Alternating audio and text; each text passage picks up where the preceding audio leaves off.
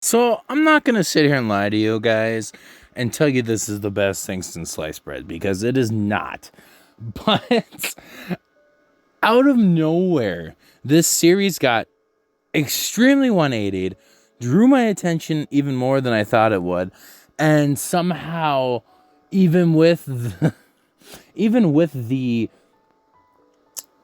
what's the word I'm looking for? Deviation from the path that I was about to drop. I highly, highly suggest watching Reign of the Seven Spellblades. Now, if you haven't watched any of it yet, a quick recap because it ain't going to take very long so far. You've got this group of friends, and I think there's 1, 2, 3, 4, 5, 6, 7 of them, coincidentally.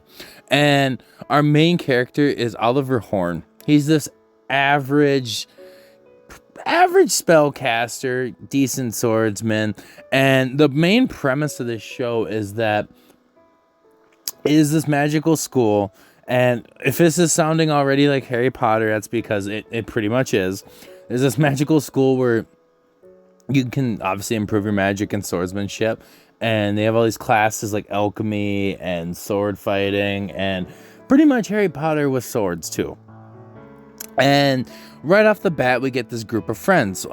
Nano, who is this ex-samurai that the headmaster picks up and decides that she's got some talent, which we come to find out later she does.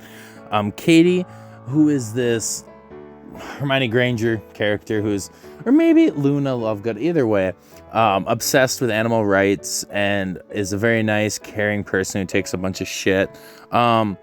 Michaela, who is the, if I remember correctly, headmaster's daughter, very wise, very passive.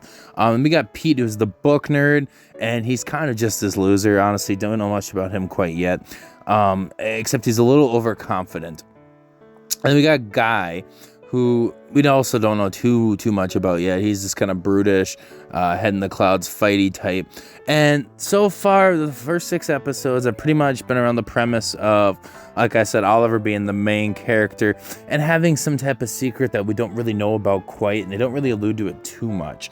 And we kind of see this bond with him and Nano as potentially a future couple, and him learning off of her how to, I guess, live his life and at the same time reflect on it himself. And a lot of like the last 2-3 episodes have had to do with like Katie and active like beast rights and like a bunch of fighting. And I will say the fighting scenes are pretty decent. It is a JC staff and they're either hit or miss. They're nothing over the top and they're nothing too bad. But until this week, I didn't really think it was really going anywhere. It just seemed like your normal cliche action fantasy factioncy. And out of nowhere, spoiler warning, it 180'd. It completely 180'd. And like to the fact that our main character is actually seeking like deep, dark-seated revenge on a murder of his parents that was caused by like 7 different spellcasters, and one of them coincidentally is the principal of his school. And we come to find out that like he's plotting us revenge. And in this world, like hence the name Seven Spellblades, there's these 7 blade spells that are like unknown of. Well, they're kind of known of. They're kind of like rumored, kind of like the curse spells, but like they're really powerful, and nobody really knows who has them or if they're even still around. But we come to find out that Oliver does have one, and it was his mother's, and he's using it to get revenge on everybody. It got dark. It came out of nowhere, and like it was a little convoluted and confusing at first, especially since it was the second half of this episode. But I'm really looking forward to see where it goes. Now, I'm not like telling you, like I said, this is gonna be the best thing ever, but I do want to say that you all should check this out and give it a shot, because I could see this being at least, this is not saying much, but at least a 7.5 for the season. And my rating scales are, if I watched all the way through, it's at least a 5.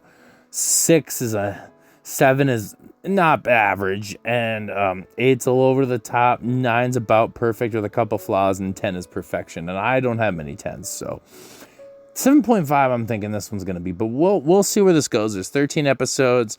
I haven't read the light novel, which is what this is based off of, but I could see potential.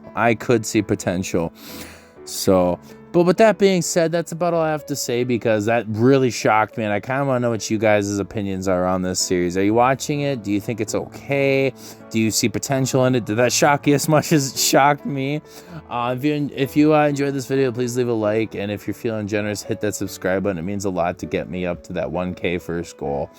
I upload twice a week for seasonals. Right now, this season, for the summer season, it's Mashoko Tensei and The Delusional Boy. And then I try to do a video like this as well once a week. So thanks for tuning in. This has been Squids, and I'll see y'all in the next episode. Peace.